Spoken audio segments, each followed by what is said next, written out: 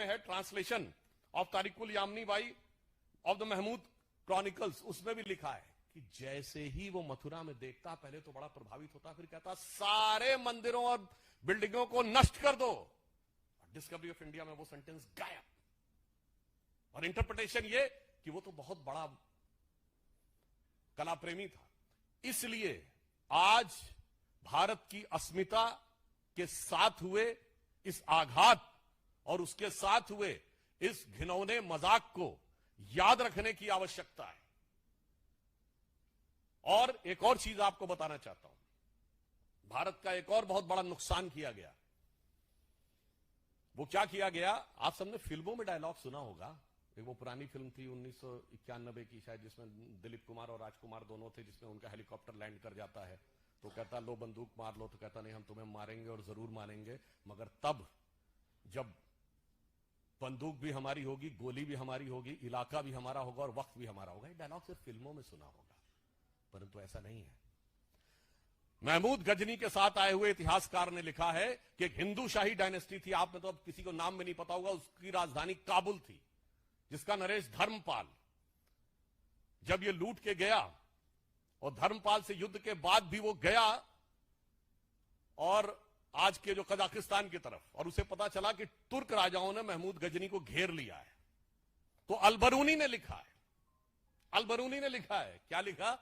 उसने कहा जब घेर लिया है तो वो धर्मपाल उसको कहता है कि मैं 2000 घुड़सवार, 10,000 सैनिक और 100 हाथियों के साथ तुम्हारी मदद करने को आने को तैयार हूं, मगर किस लिए? इसलिए नहीं कि मैं तुम्हें बचाना चाहता हूं, इसलिए कि तुम्हें मारने का संकल्प मैंने लिया था, तो मैं अपने अलावा किसी और को तुम्हें पराजित करते हुए और तुम्हें मारते हुए नहीं देखना चाहता। ये वो चीज थी जिसने भारत को बचा के रखा, ना कि एक गाल के बदले दूसरा गाल आगे कर देने के सिद्धांत ने। इसलिए इसी के लिए श्रद्धेय अटल बिहारी वाजपेयी जी ने पूछा था, आज सोमनाथ जो दिखाई पड़ रहा है, माननीय प्रधानमंत्री जी ने जिन भाव की अभिव्यक्ति की है, वो दर्शाता है कि भारतीय संस्कृति की वो जीवनी शक्ति थी, वो संघर्ष शक्ति थी, जिसने दुनिया के सबसे बर्बर आक्रमणों को भी झेल कर अपने को बचा के रखा, जिसके लिए अटल जी ने लिखा था कि दुनिया का इतिहास पूछता रोम कहां, यूनान कहां है, घर घर में शुभ अग्नि जगाता वो उन्नत ईरान कहां है, दीप बुझे पश्चिमी जगत के छाया जब बर्बर अंधियारा, तभी चीर कर तम की छाती चमका हिंदुस्तान हमारा। और जो चमक थी उसकी अभिव्यक्ति सोमनाथ के प्रथम ज्योतिर्लिंग में दिखाई पड़ती थी। मगर अफसोस 1835 में मैकॉले ने जो विष हमारे दिमागों में भरना शुरू किया, 2035 में प्रधानमंत्री जी ने कहा उस विष से मुक्त करनी है, उस विष का बहुत बड़ी विष बेल को काटने का प्रतीक सोमनाथ का मंदिर था। अब आप कहेंगे साहब बहुत इतिहास की बात हो गई, आज के कॉन्टेक्स्ट में क्या है? तो यह भी मैं बताना चाहता हूं, आप सभी लोग, विपक्ष के लोग बहुत बोले थे कि डोनाल्ड ट्रंप ने ऑपरेशन सिंदूर के बाद भारत पाकिस्तान की मध्यस्थता की बात कही थी और इसको लेकर हमारे विरोधी बहुत उछल उछल के बोल रहे थे। तो 11 मई 2025 को डोनाल्ड ट्रंप ने यह भी बोला था कि 1000 ईयर से इंडिया और पाकिस्तान के बीच की लड़ाई है और कश्मीर उससे जुड़ा हुआ मुद्दा है। तो मैं पूछना चाहता हूं, इन लोगों में से किसी ने सवाल किया कि 78 साल पहले बना हुआ देश में 1000 साल पुरानी लड़ाई क्यों है? ये वही 1000 साल की लड़ाई है जिसका 1000 साल आपको दिखाई पड़ रहा है। और ये मैं केवल अपने मन से नहीं कह रहा हूं, पूछिए पाकिस्तान की सरफेस टू एयर मिसाइल का नाम क्या है? Ghazni. Air to air missile का नाम बाबर, दूसरी मिसाइल का नाम गौरी।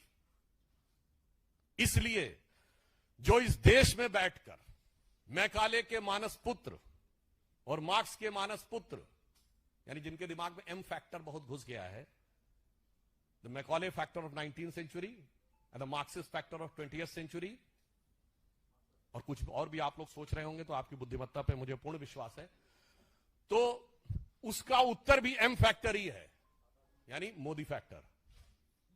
जो मोदी जी ने आज इस विषय पे अपने विचारों की अभिव्यक्ति की है, राष्ट्र को उसे समझने की आवश्यकता है।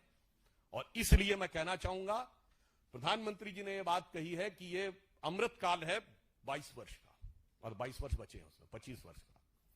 और ये वो आधार बनाएगा जो 1000 साल तक भारत का मार्ग प्रशस्त करेगा, मगर उसके साथ साथ उन षड्यंत्रों, धूर्तताओं और कष्टों को भी याद रखने की जरूरत है जो हजारों साल से भारत पे हुए हैं। जो लोग ये कहते हैं कि मुगल आक्रमणकारियों के दौर में भारत में क्या क्या हुआ, तो उनके मैं बहुत डिटेल में नहीं जाना चाहता, सिर्फ इतना बता देना चाहता हूं कि एंगस जो प्रोफेसर आरजी रमल ने डिवो साइट बनाई है, जिन्होंने वर्ल्ड की हिस्ट्री का पूरा किया है, कब कब कितने लोग मारे गए, उसमें तुगलक के दौर में कितने मारे गए, खिलजी के दौर में कितने लाख मारे गए, मुगल के दौर में कितने मारे गए, कुल मिलाकर उन्होंने 60 मिलियन से 80 मिलियन लोगों के मैसेकर की बात कही है।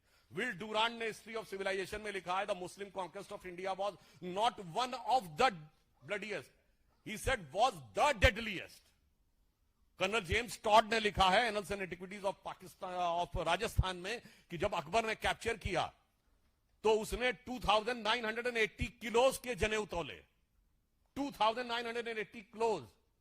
आप सोच सकते हैं कि कितना था। ये किसने लिखा? फॉरेनर्स ने। इसलिए मैं कहना चाहता हूं, मजाक मत उड़ाइए। ये देश उसके बाद भी आज जीवित है, स्वतंत्र हुआ और उसके बाद प्रखरता के साथ आगे बढ़ रहा है अपनी उस शक्ति के कारण, जिसे समझिए और आश्वस्त रहिए कि आज जब पूरी दुनिया लड़ाई लड़ने में लगी हुई है, मैं देशों का नाम नहीं ले रहा हूं, सब एक दूसरे को के ऊपर आक्रमण करने और आधिपत्य में लगे हैं, उसमें यदि भारत का राइज हो रहा है तो इन मूल्यों को स्थापित करने के लिए हो रहा है, जो विध्वंस और हिंसा के खिलाफ होगा। India is all set to rise, not to dominate the world but to motivate the world. और उसका मूल आधार वह हिंदू संस्कृति, हिंदू सभ्यता है, जिसे कलंकित करने का प्रयास और उसके ऊपर हुए इतिहास के सबसे घनघोर नरसंहार, विल डूरांड ने जो कहा है, उसको छुपाने ही नहीं, नरसंहार करने वालों को महिमा मंडित करने के इस दुष्चक्र और षड्यंत्र को समझने की जरूरत है। और भारत क्या सोचेगा, जो प्रधानमंत्री जी ने कहा कि अगले 1000 साल तक, तो अटल जी की इस पंक्ति से समाप्त करता हूं, जो उनकी बड़ी प्रसिद्ध कविता थी, हिंदू तन मन हिंदू जीवन रग रग हिंदू मेरा परिचय।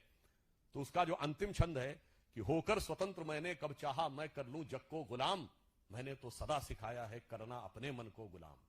गोपाल राम के नामों पर कब मैंने अत्याचार किया, कब दुनिया को हिंदू करने घर घर में नरसंहार किया, कोई बतलाए काबुल में जाकर कितनी मस्जिद तोड़ी, भूभाग नहीं शत शत मानव के हृदय जीतने का निश्चय, हिंदू तन मन हिंदू जीवन रग रग हिंदू मेरा परिचय। धन्यवाद। और अब एक अन्य महत्वपूर्ण विषय पर मेरे साथी श्री शहजाद पूनावाला जी आपको संबोधित करेंगे। बहुत बहुत धन्यवाद सुधांशु जी। जय सोमनाथ से तो हमने शुरू किया था, पर अब सत्यमेव जयते भी बोलने की बारी है। आज जिस प्रकार से सुधांशु जी ने अभी